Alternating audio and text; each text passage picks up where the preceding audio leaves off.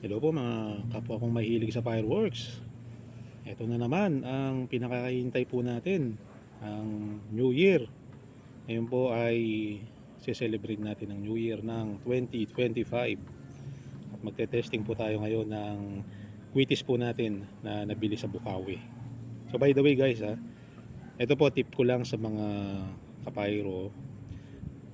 Pwede po ninyong lagyan ng timing, no? Yung halimbawa itong quitis, pwede po ninyong lagyan ng timing para po i-delay yung yung paglipad po ng quitis. So, dito po yun sa may mitsa. So ang gagawin nyo lang,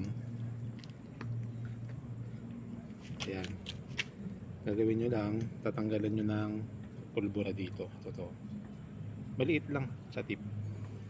Ayan, ganyan nyo lang, tanggalin nyo ng pulbura. Ayan po, makikita nyo magbubuhaghag. Ayan, magbubuhaghag yung mitsa. Ito. So ano po yan, i-delay nya yung pagtakbo ng apoy sa mitsa para makalayo kayo, para maging safe. Ayan.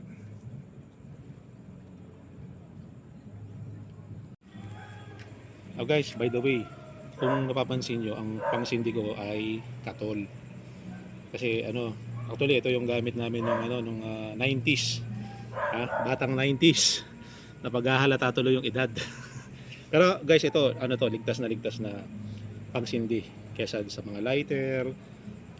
Kasi pointed lang siya yung baga niya. Hindi siya kalat. Okay.